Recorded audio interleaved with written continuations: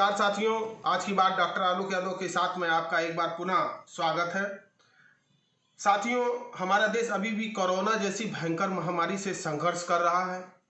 अब तो केस लगभग 4 से 5 हजार प्रतिदिन आने लगे हैं। देश को शासन प्रशासन के अभी भी सहयोग की जरूरत है आपके, और इस महामारी से हम जरूर जीतेंगे आपके सहयोग से।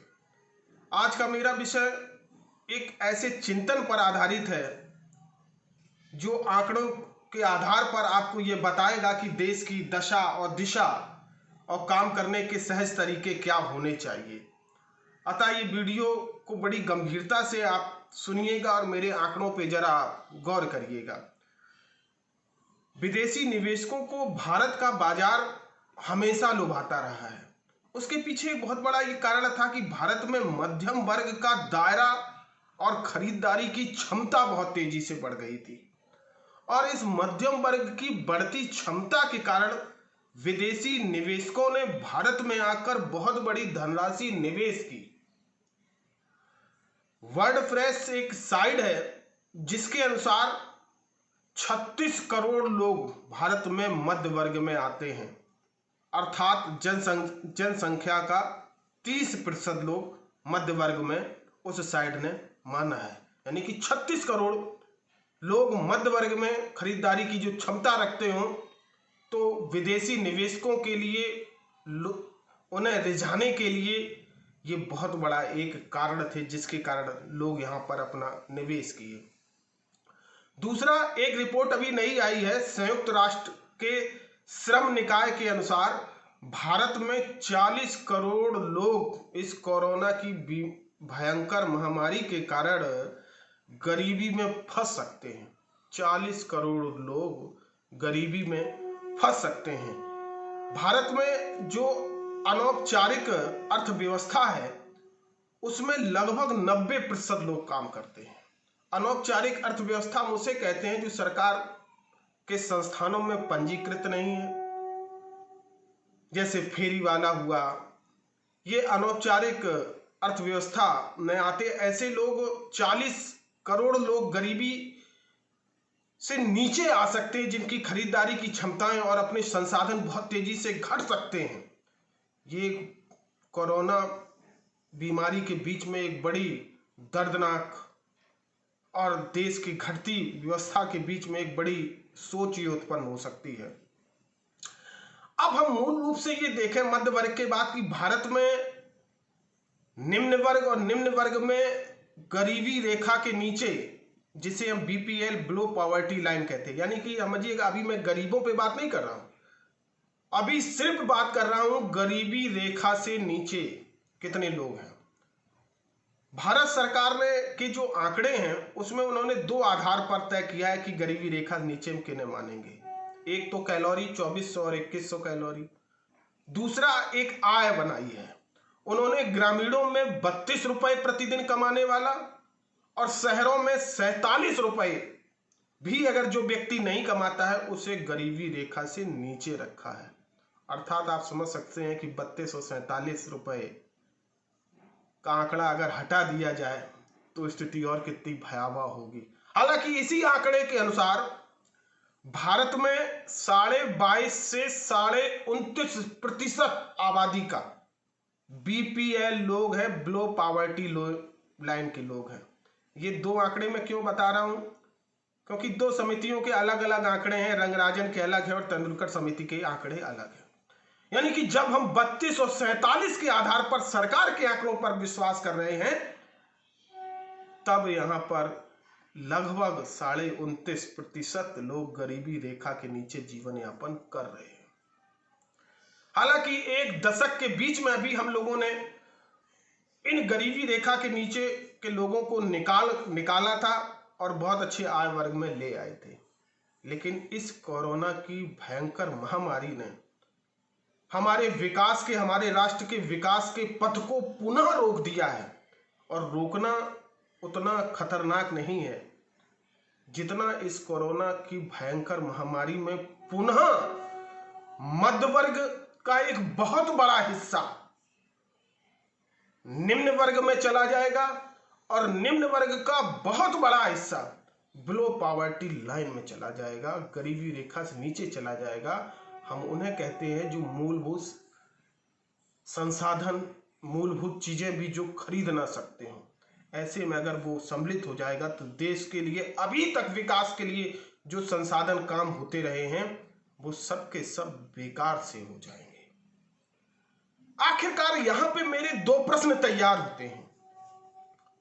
एक ये प्रश्न तैयार होता है कि क्या पूंजीवाद या पूंजीवादी लोगों ने अपने नैतिक दायित्वों का सही से पालन किया कि नहीं किया। दूसरा कि सरकार क्या हमारी सर्वोत्तम की उत्तरजीविता अर्थात पूंजीवाद के सिद्धांत पे अब काम करना चाहती है। साथियों, इस भयंकर महामारी में दो चीजें बड़ी स्पष्ट हो गई हैं। एक तो हम ये जान गए हैं कि अगर हमारे पास सार्वजनिक उपक्रम या सरकारी उपक्रम अगर ना होते तो हमारी दशा क्या होती। ये सरकारी चिकित्सालय, ये डॉक्टर, ये सरकारी कर्मचारी ये हैं जो कोरोना जैसी भयंकर महामारी में भी हम सबकी सेवा के लिए लगातार लगे हुए हैं।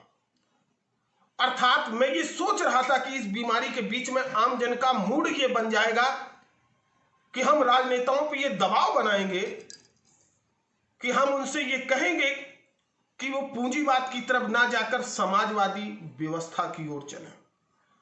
हमारे जो सार्वजनिक उपक्रम जो बहुत मेहनत कश, बहुत एक एक रुपया बचा के हमारे पूर्व के राजनेताओं ने बनाया है, उन्हें बचाया जाए और नए सार्वजनिक उपक्रम शिक्षा और चिकित्सा को पुनः खड़ा किया जाए। कोई भी राष्ट्र विश्व गुरु तब तक नहीं हो सकता है, आत्मनिर्भर तब तक नहीं हो सकता है जब तक वहां की शिक्षा और चिकित्सा ठीक ना हो। शिक्षा व्यवस्था ही एक ऐसी है कि जो व्यक्ति को बहुत ऊंचाइयों, बुलंदियों तक ले जा सकती है। मैं ये सोच रहा था कि हमारे नागरिक इन मुद्दों पे अब चर्चा करने लगेंगे कि शिक्षा और चिकित्सा का निजीकरण किसी रूप में बर्दाश्त नहीं किया जाएगा। लेकिन आज भी हमारे साथी हिंदू, मुसलमान, भारत, पाकिस्तान, कब्रिस्तान, शमशान जैसे मुद्दों पर चर्चा और परिचर्चा कर रहे हैं। साथियों, पूंजीवादी व्यवस्था हम उसे कहते हैं जहां पर सर्वोच्च ही जीवित रहे, जिसके अंदर क्षमताएं हो, वो संसाधनों का जितना दोहन हो या संसाधनों पर जितना कब्जा हो कर ले। लेकिन जिस देश में आर्थिक असमानता इतनी ज्यादा हो वहां पर पूंजीवादी सोच को अगर हमने स्थापित कर दिया, समझ लिए उनके लिए हमने मौत का कब्रिस्तान बना दिया। हमारे राष्ट्र में शुरू से ही मिश्रित व्यवस्था को अपनाया गया है, क्योंकि देश के विकास के लिए पूंजी की भी आवश्यकता होती, पूंजीवाद की भी आवश्यकता है और लोक कल्याण के लिए समाजवाद की भी आवश्यकता है। लेकिन अगर अकेले हमने पूंजीवाद पे विश्वास कर लिया, जैसा कि अभी हम लोगों को देखने को भयंकर महामारी में मिला कि पूंजीवाद हमारी सरकारों के साथ उतनी दृढ़ता से खड़ा नहीं हुआ जितनी दृढ़ता से हमें अपेक्षा थी। एक और महत्वपूर्ण आंकड़ा मेरे पास आया है। अमेरिका की एक स्वतंत्र जांच एजेंसी है या हम उसे कहें सर्वेक्षण एजेंसी है, जिसका नाम है कांग्रेसियन रिसर्च जर्नल एक है। उसने एक आंकड़ा दिया है, उसमें कहा है कि विदेशी निवेशकों ने भारत से 16 अरब डॉलर निकाल लिए हैं। देखिए, मध्य वर्ग की संख्या जैसे ही घटना चालू हुआ, नई अपेक्षाएं लोगों को नहीं रही, विदेशी निवेशकों ने 16 अरब डॉलर भारत के बाजार से निकाल दिया। यानी कि पूंजीवाद सिर्फ मुनाफे पे विश्वास करता है, समाज कल्याण से उनका कोई लेना देना नहीं होता है। ऐसे बहुत सारी अभी आपके सामने न्यूज आएंगी। लेकिन मेरा चिंतन का ये मूल विषय है कि क्या पूंजीवाद के आधार पर ही राष्ट्र का विकास किया जा सकता है। हो सकता है कि विकास की गति धीमी हो जाए समाजवाद से, लेकिन वो टिकाऊ होगी, वो लोक कल्याण की होगी, वो विश्व गुरु बनाने की होगी। इन सारे बहुत चिंतनों के बीच में मैं आपके सामने आता रहूँगा। आपकी टिप्पणियाँ, आपके संदेश मुझे बल प्रदान करते हैं। अतः मेरे विचारों से आप सहमत हो तो इस वीडियो को आगे जरूर बढ़ाएं और ऐसे नवीन विचार लेके मैं आपके सामने आता रहूँगा। और मुझे विश्वास है कि आप कोरोना जैसी भयंकर महामारी से निपटने में शासन और प्रशासन के निर्देशों का पालनों का आप हूबहू कार्य करेंगे। इसी के साथ जय हिंद।